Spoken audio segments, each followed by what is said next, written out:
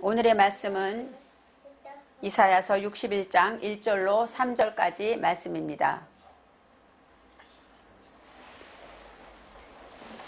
주 여호와의 신이 내게 임하셨으니 이는 여호와께서 내게 기름을 부으사 가난한 자에게 아름다운 소식을 전하게 하려 하심이라. 나를 보내사 마음이 상한 자를 고치며 포로된 자에게 자유를, 갇힌 자에게 노임을 전파하며 여호와의 은혜의 해와 우리 하나님의 신원의 날을 전파하며 모든 슬픈 자를 위로하되 무릇 시온에서 슬퍼하는 자에게 화관을 주어 그 죄를 대신하며 희락의 기름으로 그 슬픔을 대신하며 찬송의 옷으로 그 근심을 대신하시고 그들로 의의 나무 곧 여호와의 심으신 바 그 영광을 나타낼 자라 일컬음을 얻게 하려 하심이니라. 아멘. 오늘의 말씀의 제목은 여호와께서 내게 기름을 부으사입니다. 여호와께서 내게 기름을 부으사.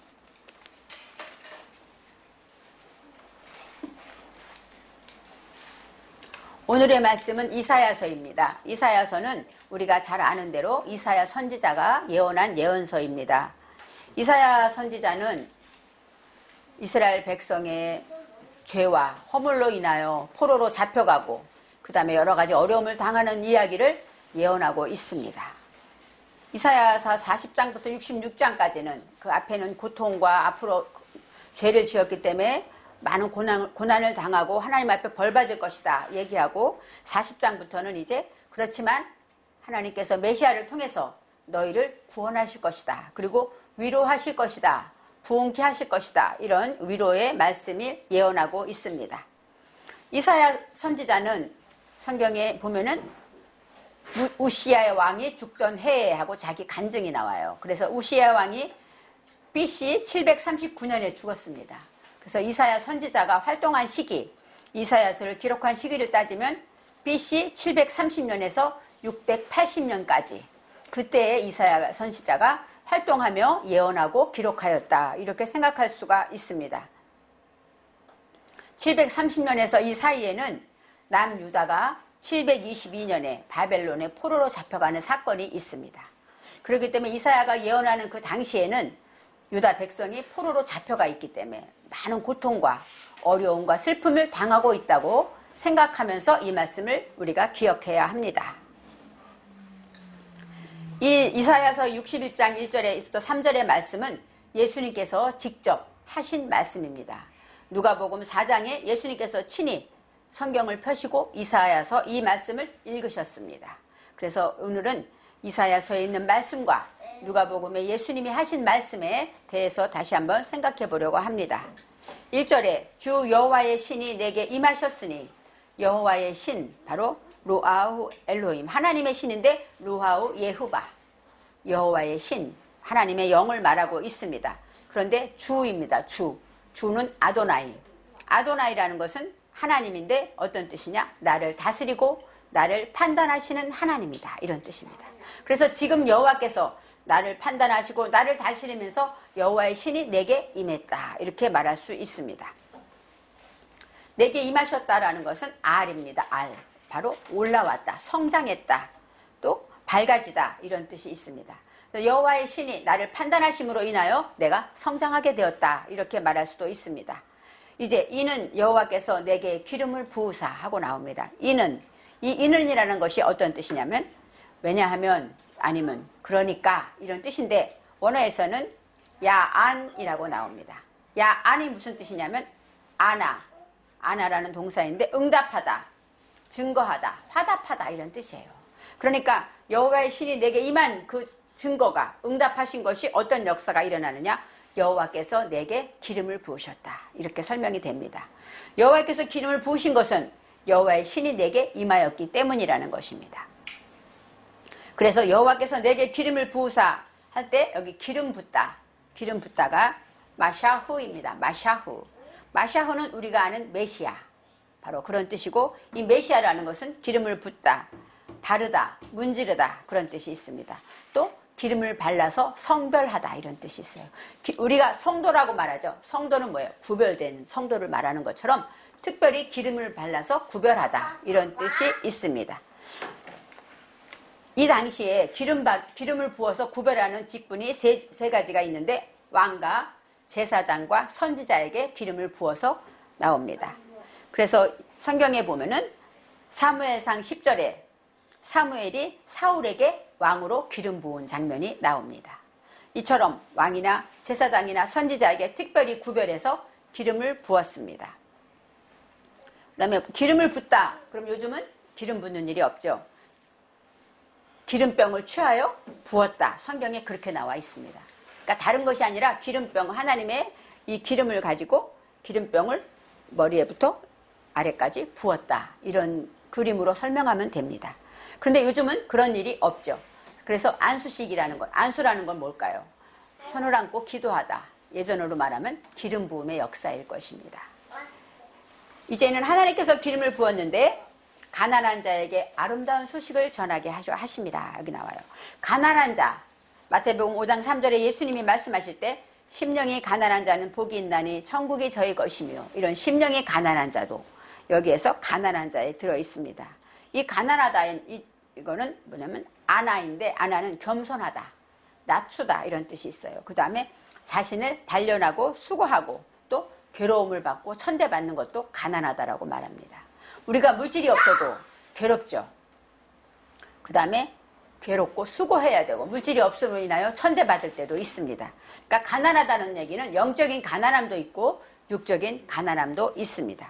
그런데 가난한 자에게 아름다운 소식을 전한다, 기쁜 소식을 전한다, 이렇게 말씀하십니다.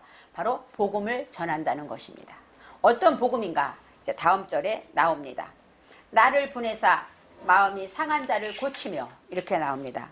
바로 하나님께서는 나를 보내셔서, 예수님을 보내셔서 마음이 상한 자를 고치신다고 하십니다. 마음이 상하다, 샤바르인데, 이 샤바르라는 것은 어떠냐? 부수다, 박살내다, 깨뜨리다, 또 슬프고 원통하다. 그러니까 마음이 상했다는 어떤 마음이냐면 마음이 박살난 것 같은 거예요. 그 다음에 너무너무 슬프고 원통한 것입니다. 그런 사에게 하나님께서 고치시는데 어떻게 고치시느냐? 여기서 보면 하바스라고 나와요. 하바스라는 것은 어떤 뜻이냐? 묶다, 매다, 상처를 싸매다, 그런 뜻이에요. 그러니까 마음이 상한 자를 어떻게 고치냐면 묶어주고 싸매주고 상처를 잘 만져주신다는 것이죠. 그래서 그 상한 상처를 어루만져서 치료해 주신다는 얘기입니다. 포로된 자에게 자유를 주신다고 합니다. 이 포로된 거, 바로 우리가 묶여진 것, 우리는 여러 가지로 묶여 있죠. 지금 이스라엘 백성은 바벨론에 포로가 되어 있기 때문에 포로된 자에게 자유를 주실 것이다, 이렇게 말씀하고 있습니다. 그래서 마음이 상한 자를 고치며 포로된 자에게 자유를 주시고, 그 다음에 갇힌 자에게 노임을 선포한다고 하십니다. 갇힌 자, 여러 가지로 아수르가 나오는데 묶이고 또 착고로 채워져 있어요. 그래서 마음대로 활동하지 못합니다. 우리가 우울증에 걸린 사람들 보거나 아니면 공황장애나 또 이런 사람들 얘기를 들어보면 밖에도 못 나간다는 거예요. 누구를 만나는 게 두렵다는 것이죠. 그것은 뭐예요? 갇혀 있는 것입니다. 그 두려움의 공포에 갇혀 있는 것이죠. 또 아니면 감옥에 갇힌 자도 될 것입니다. 갇힌 자에게 노임을 선포한다고 합니다. 바로 이 모든 것을 놓아주는데, 왜? 2절에 그 답이 나옵니다. 2절에 여호와의 은혜의 해와 우리 하나님의 보복의 날을 선포하며 모든 슬픈 자를 위로하되, 이렇게 나와요. 여기에서 여호와의 은혜의 해가 나옵니다. 은혜의 해. 여기서 은혜라는 것은 어떤 뜻이냐? 라촌입니다. 라촌. 라촌은 라차 동사인데, 은혜라는 것은 만족하다, 또 기뻐하다, 즐거워하다, 그런 뜻이에요. 기쁨을 말하고 있어요. 바로 은혜라는 것이 헤세드가 아니라 기쁨을 말합니다. 또 만족하고 즐거워하는 거예요. 근데 은혜의 해는 몇 년 하는 그 연일에 샤나가 나옵니다. 바로 은혜의 해라는 얘기는 기쁨의 해다, 이런 뜻이에요. 그래서 이 기쁨을 말하면 우리가 아는 희년을 말하는 것이에요. 희년. 희년은 기쁠 희자 해갖고 기쁨의 날이죠. 바로 우리가 기쁘고 만족하고 즐거운 한 해가 되는 것입니다. 이 희년이라는 것이 바로 하나님께서 50년 만에 선포한 구약에 있는 희년이 있습니다. 레위기 25장 10절에 이렇게 나와 있습니다. 50년째 해를 거룩하게 하여 그 땅에 있는 모든 주민을 위하여 자유를 선포하라. 그러면서 말씀하시길 너희에게 이것이 희년이다 이렇게 말씀하시면서 너희는 각각 자기의 소유지로 돌아가며 각각 자기의 가족에게로 돌아가라 이렇게 말해요. 그러니까 희년이 되면은 예전에 사기당해서 날린 땅도 있을 것이고 예전에 또 열심히 일했지만 어려움으로 남의 집에 볼모로 잡혀가서 종이 된 사람도 있을 거예요. 그렇죠? 여러 가지 우리가 살다 보면 당하는 일이 많이 있습니다. 또 많이 어려움을 당해서 죄를 지어서 감옥에 갇힌 사람도 있을 것이고 이렇게 여러 가지로 아까 말했듯이 감옥에 갇힌 자나 슬픈 자나 이런 모든 사람이 있는데 그것을 하나님께서 희년의 날에는 그 해에는 다 풀어주는 거예요. 그래서 내 조상의 땅으로 이유 없이 돌아가는 겁니다. 그러면 생각해 보세요. 저도 그렇게 생각했어요. 열심히 돈을 벌어서 땅을 많이 차지했습니다. 그랬는데 희년이 되면 주인에게 다 돌려주라는 것이에요. 그게 하나님의 명령입니다. 얼마나 억울하겠어요. 열심히 땅을 모아서 부자가 됐는데 희년 때면은 다 주인에게 주고 처음에 가졌던 대로 돌아가는 것입니다. 바로 하나님의 명령이기 때문에 이스라엘 백성들은 그 명령을 지켰고 그것을 통해서 하나님께 순종했고 내 모든 재산은 하나님의 것이구나. 그러니까 다 가져가도 할 수 없고 또 다 뺏겨서 아무것도 없지만 어느 날 모든 내가 뺏겼던 재산들이 다 돌아온다면 얼마나 큰 기쁨이겠습니까? 죄로 인하여 감옥에 갇힌 자가 어느 날 다 풀어지고 해방된다면 얼마나 큰 기쁨이겠습니까? 이 희년이라는 것은 정말로 하나님이 내 인생의 주인입니다 하고 고백하는 그런 절기가 되는 것입니다. 그래서 오늘의 말씀에 은혜의 해라는 것은 바로 이런 것을 말해요. 기쁨의 해. 똑같은 말씀이지만 신명기 31장 10절에는 이렇게 나옵니다. 모세가 그들에게 명령하여 이르기를 매 7년 끝해 곧 면제년을 하고 면제라는 것은 뭐예요? 다 풀어주고 놓아주고 빚을 다 갚아주고 그런 것을 말합니다. 바로 면제년이 희년과 같은 의미로 나옵니다. 바로 그때에는 모든 것들을 다 면제. 이 사람이 나에게 빚을 져서 몇 천만 원 빚이 있어도 희년만 되면 빚이 싹 없어집니다. 얼마나 놀라운 일입니까? 그렇게 하나님께서는 우리에게 희년을 주셨습니다. 이 말씀을 예수님께서 회당에 들어가셔서 하신 말씀입니다. 이 말이 오늘 너희 귀에 응하였다. 그 얘기는 뭐예요? 우리가 감옥에 갇히고 가난하고 슬프고 어려움을 많은 사람들이 희년이 되면 다 해결되는 것처럼 예수를 만남으로 해결될 것이다. 이렇게 선포하신다는 것입니다. 그러면서 말씀하시기를 은혜의 해, 바로 하나님이 이렇게 해주지만 또 보복의 날은 무엇일까요? 바벨론에서 포로로 잡혀있다가 희년이 돼서 다 풀어진다면 바벨론에게 하나님이 보복하시겠죠. 보복의 날이라는 것, 바로 우리를 괴롭게 했던 모든 것들이 다 떠나가는 거예요. 나를 종삼아서 나를 괴롭히던 그 주인이 이제는 행세를 못하는 것이죠. 바로 하나님의 보복이 그들에게 있다는 것입니다. 은혜의 해와 보복의 날은 바로 하나님께서 주신 것이고 그것을 통하여서 모든 슬픈 자를 위로하신다는 말씀입니다. 이제 3절에 어떤 역사가 이루어집니까? 무릇 시온에서, 이 시온이라는 것은 바로 바싹 메마른 땅이고 예루살렘 성을 의미합니다. 시온이라는 것은 오늘날 교회를 말하죠. 하나님의 집에 와서 이렇게 말할 수 있어요. 슬퍼하는 자에게 화관을 주겠다. 우리가 슬프다 보면 어때요? 너무너무 슬퍼서 얼굴도 꾸밀 수가 없고 너무 괴로워서 그럴 때 이 화관이라는 것은 파하르인데 그것은 꾸미다, 명예롭게 하다, 자랑하다, 아름답다, 존귀롭게 하겠다는 것이죠. 너무 슬퍼서 괴로워서 얼굴도 못 들고 울 수밖에 없는 그런 사람에게 하나님의 전에 와서 기도하는 그들에게 하나님은 모든 아름답게 치장해주고 꾸며주면서 명예롭고 존귀하게 만들어주겠다고 합니다. 그 다음에 슬퍼하는 자들에게는 그 죄를 대신하여 말씀합니다.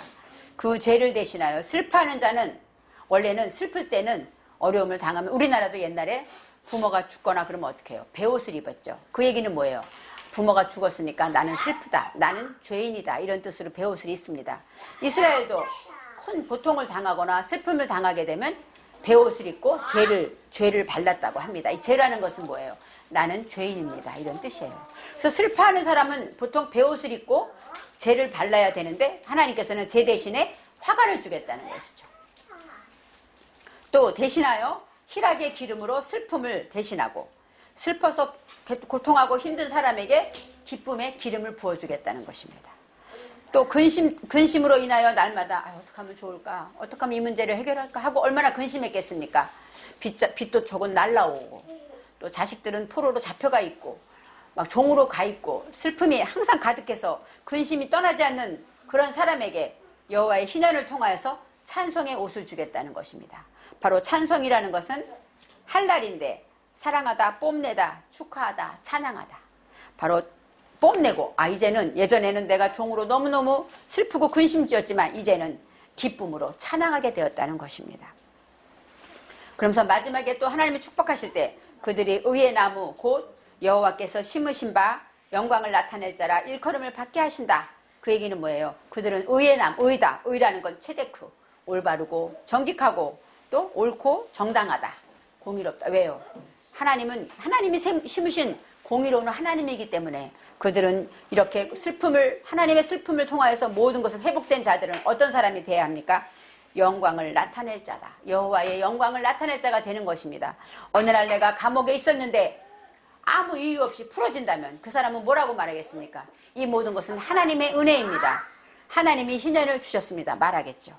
슬퍼서 정말로 죄를 뒤집어 쓰고 있는 자에게 하나님께서 그 모든 슬픔이 사라지고 기쁨으로 모든 것을 이기게 하시고 기쁨의 화관을 씌워주신다면 그는 뭐라고 말하겠습니까? 이 모든 것은 하나님의 은혜입니다. 하나님이 어느 날 희년을 선포하셨습니다. 하나님께 영광 드립니다. 말하겠죠. 그래서 우리는 그 영광을 나타낼 자라고 일컬음을 받게 하시겠다 하고 말씀하십니다. 이제는 누가복음을 한번 생각해 보겠습니다. 누가복음 3장 22절에 예수께서 요단강에 세례를 받으시고 기도하실 때 하늘이 열리며 성령이 비둘기같이 그 위에 임하셨다 합니다. 성령이 임하신 것, 여호와의 영이 임하신 것은 예수님이 요단강에 세례 받으실 때입니다. 그때 여호와의 영이 임하시고 그 후부터 예수님은 40일 동안 광야로 끌려다니면서 금식하시면서 이제는 하나님 앞에서 마귀에게 시험을 받습니다. 마귀의 시험을 받고 고통을 통과한 후에 이제 13절에 이렇게 나옵니다. 40일을 성령 충만하여 40일을 금식하신 후에 광야로 이끌려서 성령을 통하여 이끌려 마귀에게 시험을 받을 때 모든 것을 승리하게 하십니다. 바로 기름 부음, 하나님이 성령의 임재함을 통하여서 많은 금식과 고난을 통해서 마귀에게 시험을 받고 통과하실 때 4장 16절에 그 후에 안식일에 회당에 들어가서 성경을 읽으려고 서심해 이제 예수님께서 성경을 읽으려고 서실 때 그 사람들이 이사야의 글을 갖다 줍니다. 두루마리 성경이겠죠. 그때 예수님께서 오늘의 말씀을 펴시고 이 말씀을 봉독하신 것입니다. 예수님이 읽으신 구절과 조금 다르지만 제가 한번 알려드리겠습니다. 주의 성령이 내게 임하셨으니 이는 가난한 자에게 복음을 전하게 하시려고 내게 기름을 부으시고 나를 보내사 포로된 자에게 자유를 눈먼 자에게 다시 보게 함을 전파하며 눌린 자를 자유케 하고 주의 은혜의 해를 전파하려 하심이라. 바로 오늘의 말씀 은혜의 해를 전파하실 때 포로된 자에게 자유를 주시고 이것은 예수님을 통하여 하게 하실 일들입니다. 또 눈먼 자에게 다시 보게 하시고 예수님은 맹인도 고치셨죠. 바로 이렇게 하나님의 기름 부으심에 대해서 말씀하십니다. 주께서 기름 부으신 증거가 바로 여호와의 신이 임했기 때문이라는 것을 알아야 합니다. 저와 여러분은 여호와의 신이 임한 자입니다. 고린도전서 12장 3절에 말씀하십니다. 성령으로 아니고는 누구든지 예수를 주시라 할 수 없느니라. 저와 여러분은 예수님을 주님이라고 고백하고 하나님께 나와 예배를 드리는 것은 하나님이 나의 구주임을 알고 예수님 앞에 예배를 드리는 것입니다. 바로 주님이 나의 구주임을 고백하는 저와 여러분은 성령을 받은 자입니다. 그렇기 때문에 여호와의 신이 내게 임하셨다는 것을 확실히 믿어야 합니다. 그리고 그 다음에 이제 그 증거로 기름을 부어주신다는 것이죠. 그래서 저와 여러분이 이제 예수님께서 기름 부으심 당하신 것처럼 저와 여러분도 성령으로 인하여 모든 것에 기름 부음이 있기를 원합니다. 그럴 때에는 우리의 삶에, 우리의 일생에 기름 부음이 있기를 원합니다. 여러분의 가정에 기름 부음이 있기를 원합니다. 여러분의 사업장과 여러분의 직장에 하나님의 기름 부으심이 있기를 원합니다. 이 나라와 이 민족에 여호와의 기름 부으심이 있어야 합니다. 성령의 기름 부음이 있어야만 바로 죄를 대신하여 화관을 쓰고 근심을 대신하여 찬송의 옷을 입으며 슬픈 자가 기쁨의 기름을 바르게 되는 것입니다. 예수님이 우리 안에 계셔서 우리에게 기름을 부으실 때 우리는 모든 병에서 치료될 것입니다. 왜요? 예수님이 하신 일이기 때문에 우리도 할 수 있습니다. 또 약한 자는 기름 부음을 통하여 강해질 것입니다. 가난한 자는 성령의 기름 부음을 통하여 부유해지게 됩니다. 바로 우리의 마음을 고치시고 우리의 포로되어 눌린 것들을 자유케 하시는 하나님께서 저와 여러분에게 기름 부으심을 통하여 오늘의 역사가 있기를 원합니다. 병석에서 고통받고 있는 성도들이 여호와의 기름 부으심을 통하여 치료되고 힘과 용기가 넘치기를 바랍니다. 이제는 저와 여러분이 예배드릴 때 우리의 영혼육에 성령의 기름 부음이 넘칠 것입니다. 저희들이 가는 곳마다 성령의 역사가 나타나며 갇힌 자들이 놓여지고 우리의 삶이 풀리며 가난한 자가 부자가 될 것입니다. 기도하겠습니다. 하나님, 예수님께서 십자가에 우리 죄를 위해 죽으시고 이제는 부활하셔서 우리에게 부활의 생명을 주셨고 이제 우리를 인도하시고 축복하심을 감사드립니다. 사랑의 하나님, 이제 우리가 성령을 받았사오니 여호와의 신이 정말로 기름 부음이 우리 안에 있게 하셔서 우리가 가는 곳마다 이런 예수님이 말씀하신 증거들이 나타나며 우리의 삶의 현장에서 우리의 직장에서 우리의 가정에서 나타나요 하나님의 증거가 될 수 있도록 축복하여 주시옵소서. 주께서 함께 하심을 감사드리며 예수님의 이름으로 기도합니다. 아멘. 엄마.